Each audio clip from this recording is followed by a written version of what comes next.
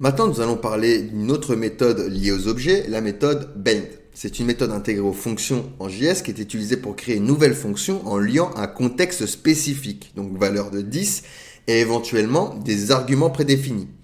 Elle renvoie une nouvelle fonction liée avec le contexte et les arguments spécifiés. La fonction liée peut être appelée ultérieurement et aura le contexte prédéfini et les arguments prédéfinis ainsi que les arguments supplémentaires fournis lors de son appel.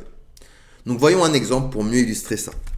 Je fais ici un objet que je vais appeler personne, donc qui sera égal du coup à nom, on va mettre doux, et prénom, ce sera Jonathan. Ensuite ici je vais créer une fonction que je vais appeler great, qui aura du coup pour paramètre message, et qui va venir du coup me loguer donc entre brackets. Hop. Dollar accolade message. Dollar accolade 10. Point nom. Hop. Virgule. Dollar accolade, ou alors même pas de virgule. Dollar accolade 10. Point prénom. Ok.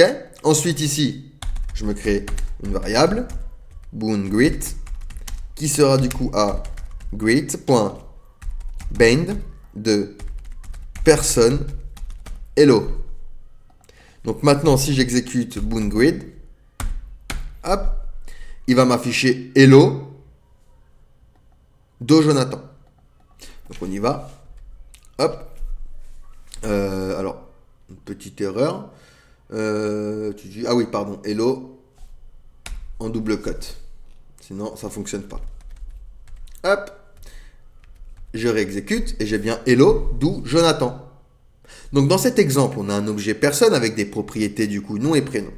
On a également une fonction greet qui affiche un message de salutation en utilisant le contexte 10. En utilisant la méthode BEND, nous créons une nouvelle fonction, donc boon_greet, en liant la fonction greet au contexte de l'objet personne et en prédéfinissant le premier argument avec la valeur hello. Lorsqu'on appelle boon_greet, le message de salutation est affiché avec le nom complet de la personne. Donc la méthode BEND est couramment utilisée lorsqu'on veut définir le contexte d'une fonction pour qu'elle soit appelée ultérieurement avec le contexte souhaité. Par exemple, lors de l'utilisation d'un événement ou lors de la création de fonctions de rappel. Donc voilà pour la méthode BEND. Allez, posez-moi des questions si vous en avez, sinon on va pouvoir passer du coup à la suite.